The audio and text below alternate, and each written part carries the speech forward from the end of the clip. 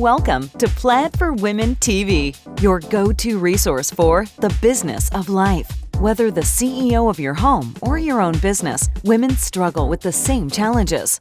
At Plaid TV, we discuss real-life issues affecting real women and offer solutions to help you achieve your goals, get connected, and be heard. Together, we will change the world. Let's do this. No mean girls allowed. Hey, welcome everybody to Plaid for Women TV. I'm Siobhan Palmer. In this series, we're talking about late in life success. My guest is Ms. Kristin Kaufman. She's the CEO and founder of Alignment Incorporated. This is a consultancy firm that trains individuals, corporations, board of directors on getting aligned not only personally, but within their organization. She's also an award-winning author of the book series, Is This Seat Taken? Kristin, welcome. Thank you so much. I'm delighted to be here. This is going to be a lot of fun. This is such a big topic right now, given the current job shift in the United States. So let's talk about late in life success. I want to start first with, give us some examples of people that have had late in life success, either well-known individuals or others that you've highlighted in your book. Right. Well, when I researched the book, I was delighted to find that there are more people than not that actually have seen late in life success. But I wrote about people like Grandma Moses, which some of your younger viewers probably don't even know who that is, but she's a world-famous artist who did not start until 87. That was 87 years old. And how she did that was so serendipitous. She had arthritis and could no longer hold the crewel needle because she did needlepoint and crewel work. So her sister said, why don't you try holding a paintbrush because the diameter is just thick enough that it could fit in between her arthritic knuckles. And that's how she started her paint career, which is, I think, amazing. Wow. So Grandma Moses is one. Ray Kroc, who's, of course, the founder of McDonald's. Yes. Harlan Sanders, the founder of Kentucky Fried Chicken. And then there are a number of folks that people probably have never heard of that were the ones I was actually attracted to, because not all of us can have buildings named after us. Exactly. So it's kind of nice to find people who are like we are, that didn't really get their start until, in some cases, after the age of 60, 65. Wow. Just for the record, I'm 56. Okay. And I'm 53. There you go. So there you go. Well, let's go back. You mentioned Ray Kroc and Colonel Sanders. There's a remarkable story with Colonel Sanders. How many times he was turned down, Kristin, before he actually got his chicken recipe accepted? Yes, well, he went bankrupt twice. So he, not only was he a very late in life success story, he had gone bankrupt twice in his life. He had pursued multiple careers that had failed, and he ultimately stumbled across this whole, chicken recipe it was his last-ditch effort, and he was 65 years old. 65. Right, and Wow. his story is amazing. All of these people, their stories are amazing, very inspiring. It's just never too late. Right. Tell me, to follow up with that, did you find a common thread or some similarity between all these people that you researched as to why they become successful later on in life so they help the rest of us out there? Yes, well, there were four things that at the end of the book that I try to highlight that were common threads. But the first one, which for those people who'd read my first book, which was entitled Is This Seat Taken? The Random Encounters That Change Your Life, every single one of these 15 people, their life did change because of an incidental encounter, a random encounter. So that was a common thread. In the case of Grandma Moses, it was a traveling salesperson who stumbled across her paintings that were in a drugstore in Hoosick Falls, New Jersey, who picked them up as an amateur collector and then introduced them to a gallery owner in New York, and that's how she got her start. Colonel Sanders, he was picked up a hitchhiker. He was picked up as a hitchhiker, and his first job was actually the gentleman who picked him up on the side of the road. So every single person in this book had an incidental encounter that changed their life. So that's one common thread.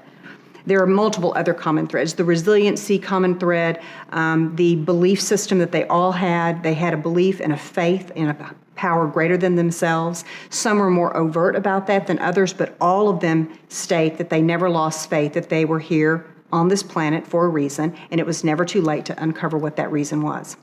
Did you find also with your research that there were some advantages to success later on in life? I think most people have this preconceived notion that you have to hit it in your early 20s and just rise very quickly. So the notion of really making a name for yourself post 50, I think a lot of people would be incredulous about that. Yes, and I think we live in this age of instant gratification, frankly. Yes.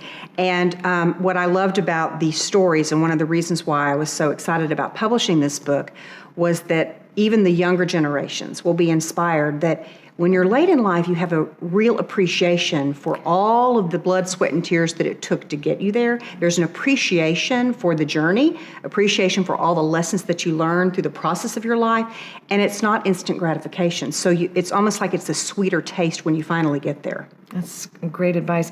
Let me ask you why you chose this particular topic, late life success, for the second book. And by the way, hold up this amazing book here. If you haven't tried Kristin's books, it's The Seat Taken. Fantastic information. But why did you specifically pick Late in Life Success as the follow-up book?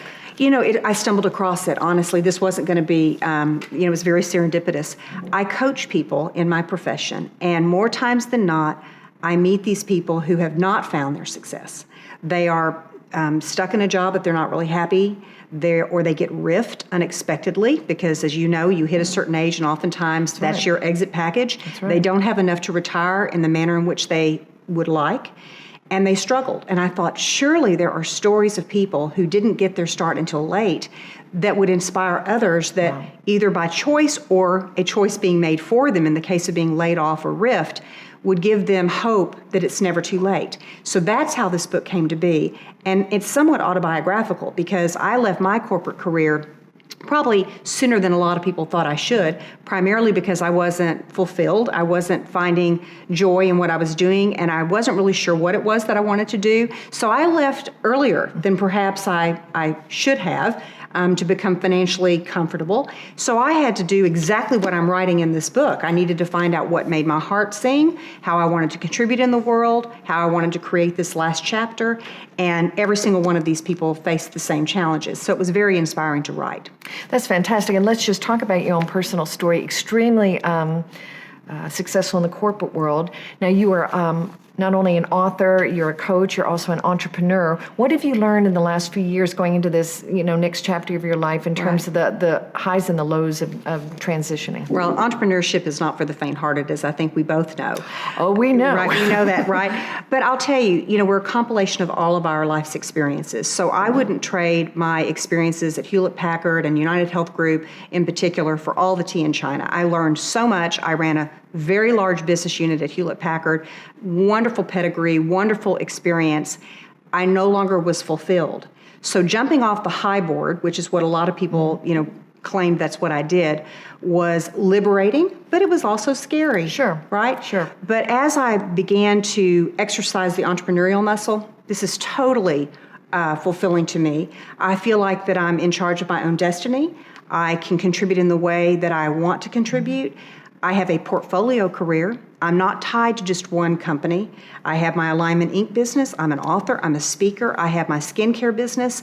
I love that. So multiple streams of revenue. Multiple streams of revenue, which I think is a marvelous lifestyle. Yep. And it allows me to be creative and to leverage all parts of my life toward the common good. That's beautiful. Kristin, this has been a fantastic series. I really appreciate the great information. If our audience wants to get a hold of you specifically relative to your book, your coaching business, or any other aspects, why don't you give us your website information, a good way to get a hold of you. Wonderful, thank you. So my website is www.Kristin Kaufman, and that's Kristin Kaufman, KAUFMAN.com.